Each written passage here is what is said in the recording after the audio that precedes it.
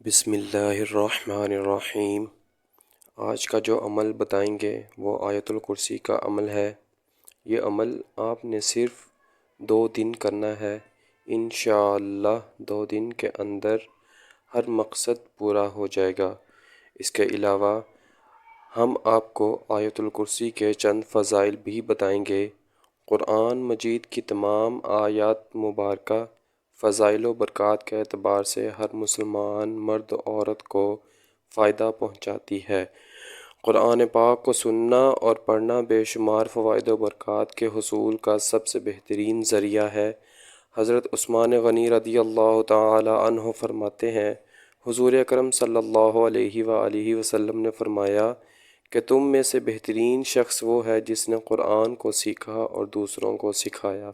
جس طرح قرآن مجید کی دیگر آیت مبارکہ اپنے اندر خواص و برکات رکھتی ہیں، اس طرح آیت الکرسی بھی بلند و بالا شان و عظمت والی آیت مبارکہ ہے۔ اس کی بہت زیادہ فضیلت احادیث مبارکہ میں بیان کی گئی ہیں۔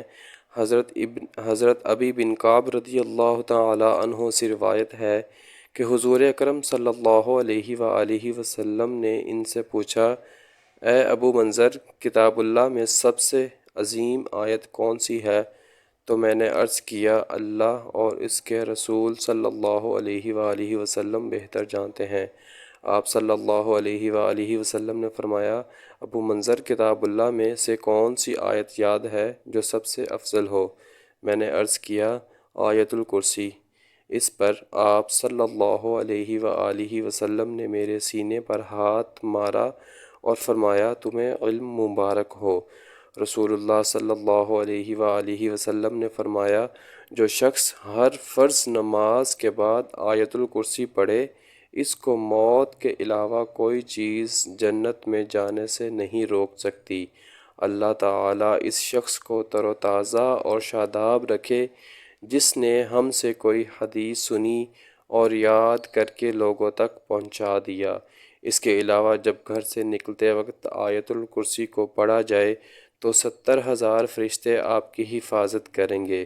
گھر میں داخل ہوتے وقت آپ آیت الکرسی کو پڑھتے ہو تو آپ کے گھر سے محتاجی دور ہو جائے گی۔ جب وضو کے بعد پڑھو گے تو 70 درجے بلند ہو جائیں گے۔ اگر رات کو سوتے وقت پڑھو گے تو ایک فرشتہ ساری رات آپ کی حفاظت کرے گا، اور اگر فرض نماز کے بعد پڑھو گے تو آپ کا ایک پاؤں زمین اور دوسرا پاؤں جنت میں ہوگا۔